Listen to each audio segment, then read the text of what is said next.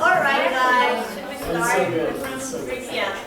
So hopefully you're in the right place. Yeah. So I'm going to introduce Dr. Banas. Yeah. Okay, Banas.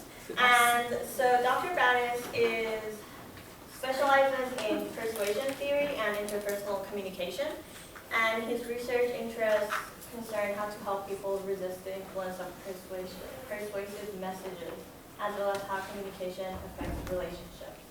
So this is going to be very interesting.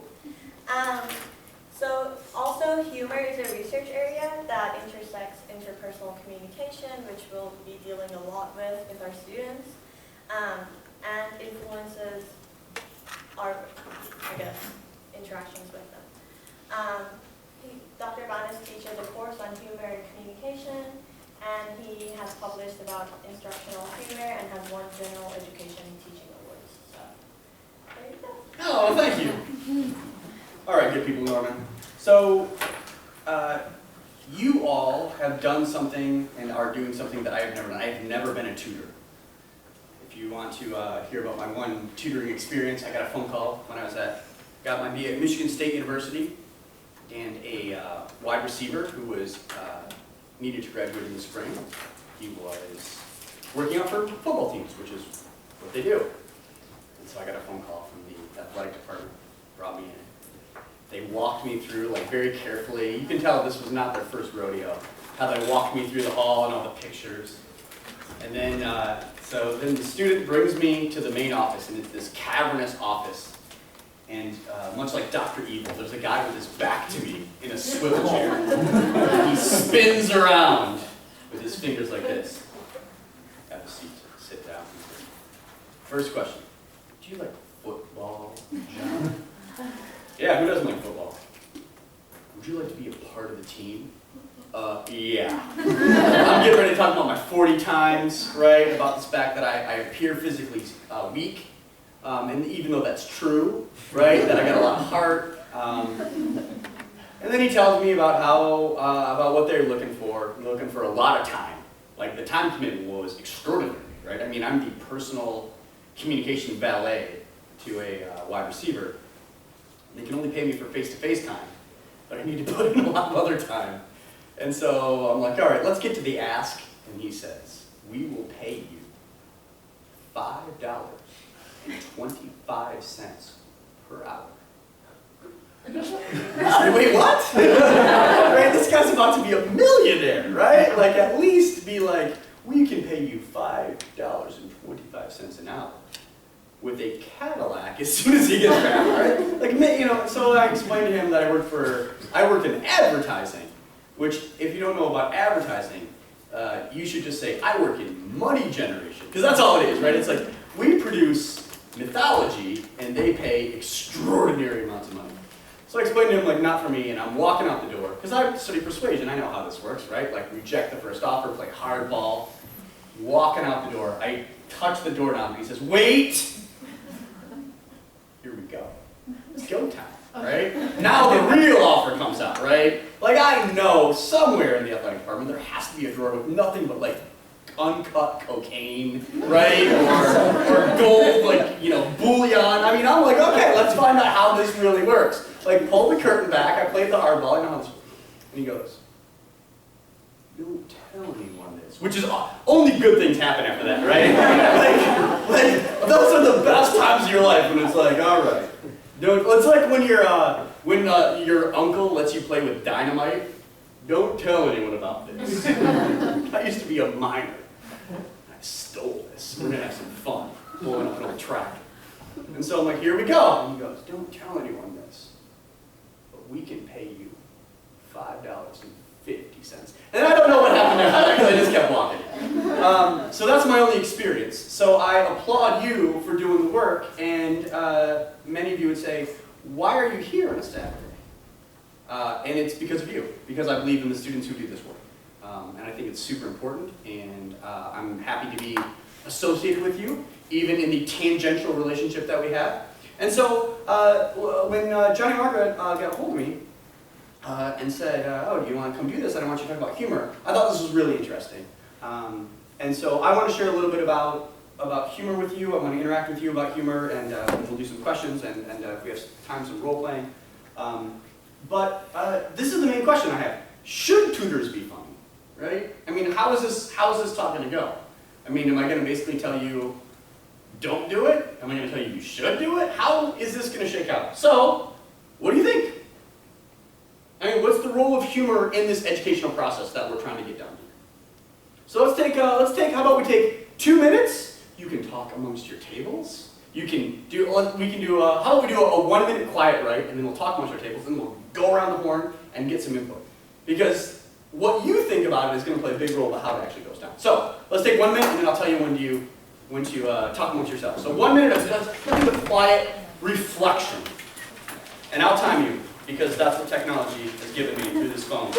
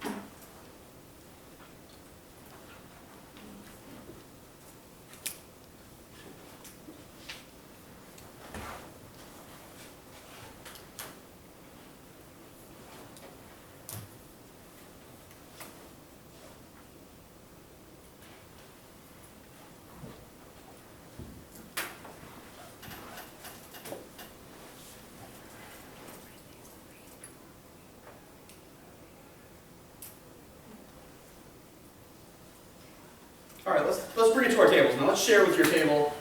Let's take a minute or two to share with your table. What are some ideas? What do you think? Should you be funny? And here's what I want to know. Why or why not? Not just, no, done. Need a minute. I mean, people tend to remember things that are funny more, and always remember to make the play, or the sedimentary because my teacher told a joke about it. I thought it was funny, and for whatever reason, I don't remember the joke, or I remember sedimentary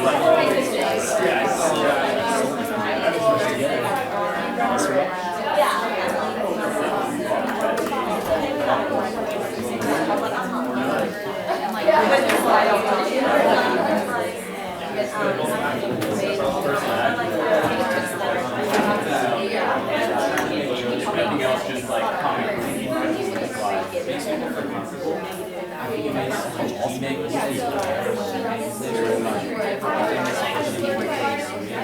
oh my god, this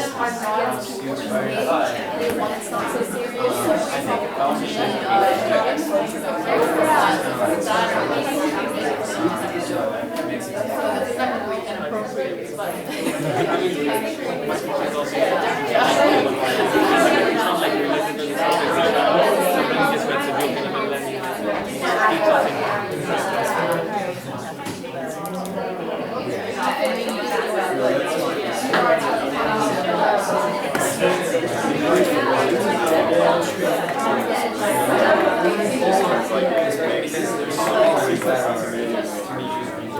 Like algorithm analysis, the first day we watched Sesame Street, and Dr. Lakshmi Raha was like, you can't be Cookie Monster. You can't just only count digits. You gotta be bigger. Count everything. Everything's more than all of them. Like, the concept seems so simple.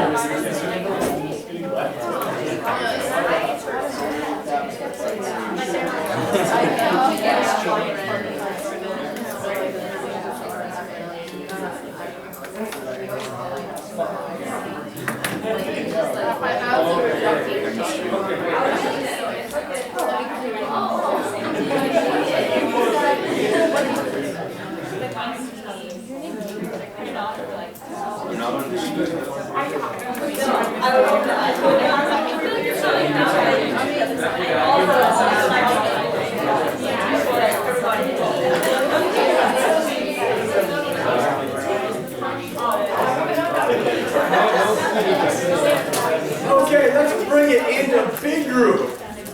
All right, table. I walked around a little bit. I heard lots of good ideas, and I think that we hit on a lot of the key concepts.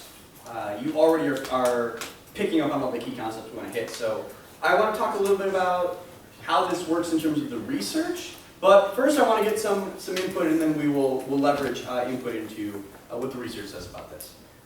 So, table 1. What do we think? What's any consensus reached? What do we think? Yes. Yes. Give her yes. Why yes? Easing awkwardness is Yeah. I mean, so the thing I think that a lot of the students you're going to meet is they're nervous. I mean, they've overcome the major obstacle almost all students have, asking for help. Right? I mean, it's difficult to ask for help. I mean, you got into OU, right? You're supposed to be here, and now you're struggling with chemistry or Spanish or math or whatever it is, communication even. I mean, believe it or not, people struggle with communication.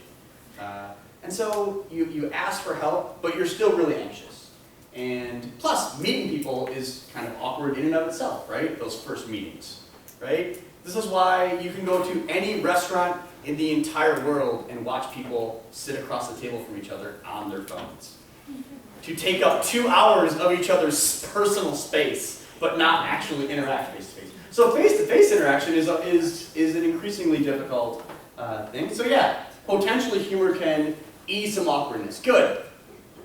Table 2. What do we got? We got a few things. I put that when we're tutoring, a lot of people are going to be wrong, and by laughing it off, it makes it okay to be wrong. It makes people show that they're human and they don't have to be perfect. And we also talked about making things more comfortable for the person being tutored or the tutor. Also, it can be engaging, keep attention, grab attention, especially like if we're talking about something boring, I don't know. Yeah. And, but it all has to kind of be done in the right way, like in an appropriate way. Good, yes. One of the keys, right? Appropriate humor. Good, we're going to talk about that. Excellent. Table 3. Okay, so we talked about everything that everyone else said about awkwardness or relieving that awkwardness, but also like if someone's laughing or smiling, it makes them feel good naturally, and so like they feel like they belong and they belong in that environment. So that's good. But then also we talked about how it can go wrong. Like you have to be careful of the subject that you're making fun of, and also like you have to still maintain that professional boundary while like trying to be funny. And also we said you shouldn't try to be funny on purpose. Like if it happens, good. But like if you're not a funny person, like don't try too hard. Yeah. Yeah. There's one of the great scholars of humor who recently passed away. A guy by the name of Ziv, an Israeli professor. But he has a great quote that I've used a couple different times. But nothing is as unfunny as an unfunny person trying to be funny. right? Like it's a special brand of ouch, right? Like, and unfortunately, I feel like around the 80s when the humor, because there was a humor explosion nationwide and it filtered into academia, and suddenly you have people who just don't have it in their genetic makeup. All right, I gotta tell jokes. No, please. Just, how about just macroeconomics? You take care of macroeconomics. I'll get on YouTube when I get home, please. Yeah, we've all had that professor or that TA. Great. In the back. I guess we also went through all those points, but in addition, some of the things that we came up with was humor can be used to make a concept memorable, and but at the same time, you don't want it to be too distracting from the actual concept. So you want it to be memorable, and also that it depends on the student. So some students come in all serious and they're not in the mood for something funny. So you want to go on, in that same note with them. But most students who are more into the casual kind of mood, it can be used to make them more relaxed, comfortable. Excellent, excellent. Those are some great points. And as we pop through these slides, like jump in if you've got something to say or a good example. What we're hitting on, I feel like you already have my slides, which is weird because I know I did not send them. I was trying to find them desperately right before. It's like I put it in a folder. One of the folders. If you live long enough, you'll have too many folders. Although for whatever reason, Mac people don't have this problem. I don't know what your secrets are, but clearly the PC person stuck with folders upon folders. Good. Table 5. What do you got? They have basically mentioned everything that we've talked about thus far, so. Yeah, I know. There's only so many concepts. Okay, anybody left have a fresh concept you want to get out, or should we just tuck in? All right, let's carve it up. Let's carve it up. So you hit on one of the key factors. So one of the interesting things, I'm doing a large-scale persuasion project right now. And one of the guys who's new to the project, he's a professor at Kentucky, he said, well, I read 2 studies, pretty sure that the humor equation is solved. What new do we have to add? And I said, that's really interesting, right? That because we're, the effect of humor on persuasion. It's just not monolithic, right? I mean, if you think about humor, there's a lot of different types of humor, and you can generally, in educational settings, in instructional settings, classify them along the dimensions. One useful way to structure them is in terms of positive or negative, right? And so you can think of it in terms of along this continuum of there's positive humor and then there's negative humor. So the one thing we know from research about instruction and humor, making fun of students for not knowing things, they never appreciate that. Like no student has ever been like, oh hey, thanks for making fun of me. I came in here to get help from you, and you've picked up on the fact that I don't know things, and that is the source of your mirth. That is the most uncool thing you can do, right? And it's funny because a lot of our Facebook style interactions or the memes, right? So, I had a student, we were talking, I do a little move called midterm evaluations. So it's a small class, midterm time, I give them a start, stop, continue. And one of the students said that they didn't want to read academic materials, right? And so what I wanted to say was, reading is hard, right? But that's not very nice, right? And I guarantee you they would not appreciate it, right? And so that was a time to go against my instincts, right? Because my instincts are, hey, make it funny for me, right? But that was a time to actually talk about, well, why do we read academic things besides the fact that we're in the academy, right? Like besides the obvious, like what's the point, right? And so what I ended up doing is trying to reinforce what the goals of the class were. And one of the goals of the class was to get them to be able to consume academic literature and to be able to read original source material and draw their own conclusions, right? Because when you read a textbook summary, that's someone's take on someone's work, right? And if you go right to the source, sometimes you can actually pick up more nuance or it's not as clear cut, right? I mean, a lot of kind of our textbooks are like, men are like this and women are like this. And then when you actually read the article, it's 1% of the variance. So men and women are actually doing 99% of the variance is unaccounted for, right? Which swamps the, the intergender differences, right? And so, one of the things that we have to think about when we use humor, are we using humor to reduce awkwardness, to build relationships, or are we doing it to poke fun at people, right? And I think that if there's one takeaway from today, it's that type of humor, even though it may be your specialty, it just so happens I'm really good at mean humor, right? And when we're hanging out having a cocktail, we can make fun of all the Oklahoma politicians that exist, right? Because they're almost all laugh-worthy, right? I mean, the newspaper is the funniest thing I read every day, right? And so we can have, but that's not what we bring into our session. So positive humor, right? One of the things that we can do, and a lot of you talked about the mood, right? In the literature, they call that climate. And the one thing we know about positive humor is it creates a relaxed environment that people want to be a part of, right? And so if you think about popular people in your social network, probably at least one of them is popular because they're funny, right? Humorous people are very good at attracting others to them. And so if you want to make your sessions attractive, you don't necessarily have to be funny, but you do have to be positive, right? Positivity works. People are drawn to positivity. They're generally repelled by negativity, generally speaking, right? Some people do negativity in a really attractive way. And this goes back to, very basic theory. It's kind of funny that this is even a theory, right? But emotional response theory, positivity attracts, negativity repels, right? There's a professor on this campus, I won't say what department, but he's not from here and he does not like it here. And even though our kids are the same age, and I generally like him, I just kind of slowly started not hanging out with him because I like it here. And I just can't have my ear chewed off for 2 hours about how I need to get out of here.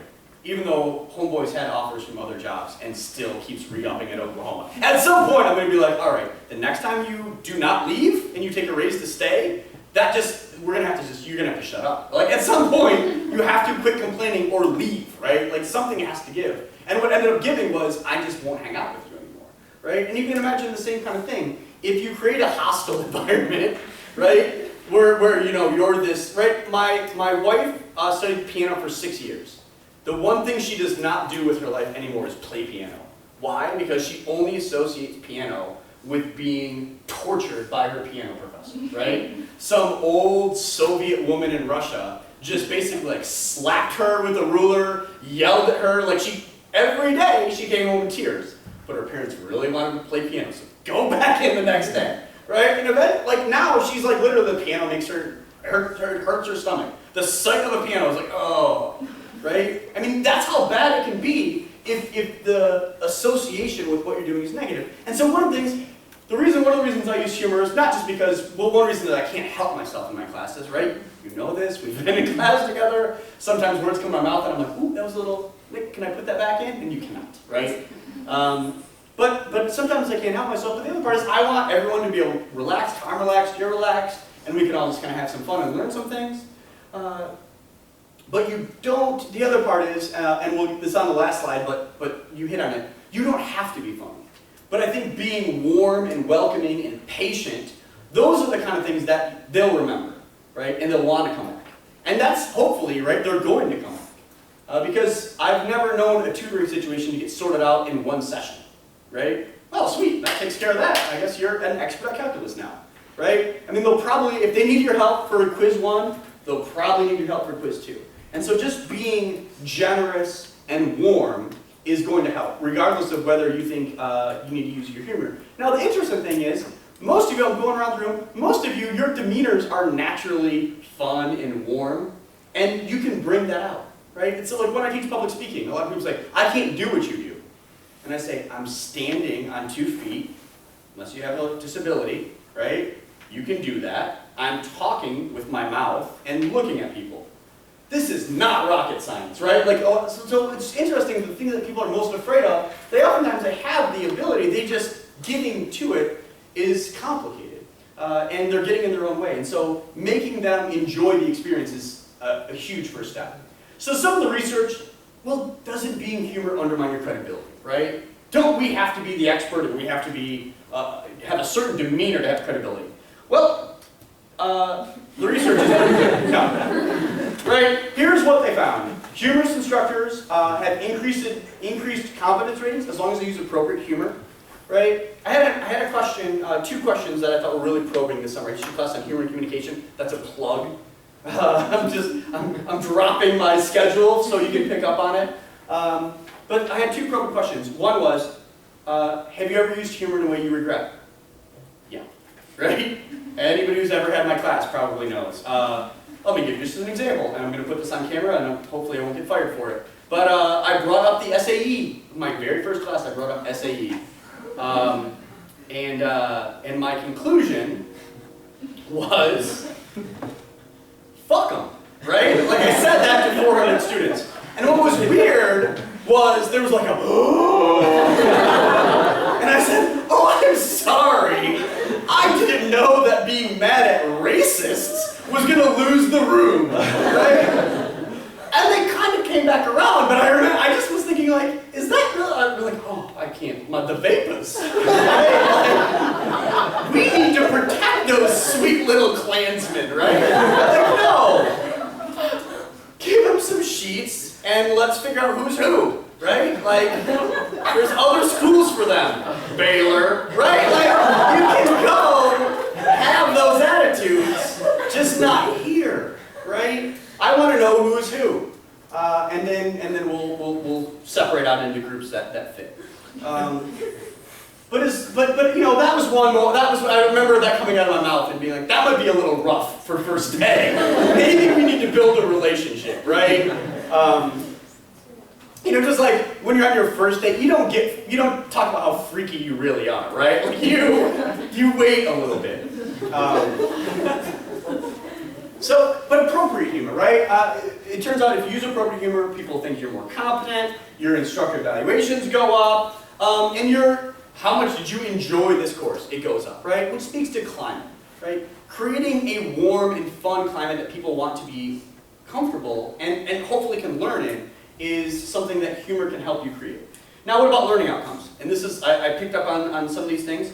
Well, the key theoretical concepts are attention and memory, right? It's hard to learn something if you're not paying attention, right? Anybody who's ever, you watched a movie while you were sending a text, and then you looked up and you're like, what's going on? Who's that, right? And you know, your partner just looks at you like, oh, I'm not going to explain the movie to you. And then they pause it and they do, right? It's like, you're reinforcing bad behavior.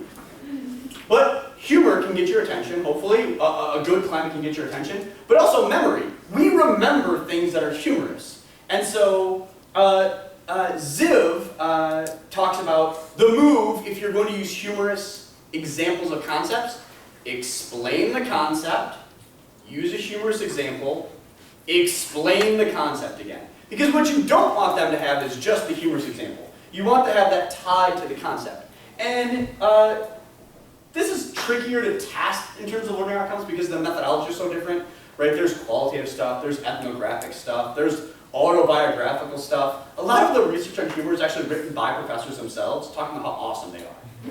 Always suspect of those studies. Just take my word for it. I killed. Did you see me? I killed. But Ziv has documented some really good things. He actually did a really interesting field. There's not a lot of field experiments in this research area. But what he did is he found 2 TAs on campus. One was teaching sociology and one was teaching statistics.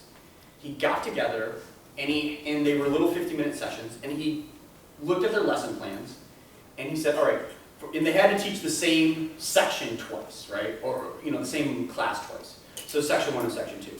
He said, all right, just do your regular lesson plans as you were, and then I'm going to work with you, and we're going to work on humorous examples. And he found that as long as you test on those examples, as long as those examples aren't extraneous to the course, people remember them way better, and they got better test scores.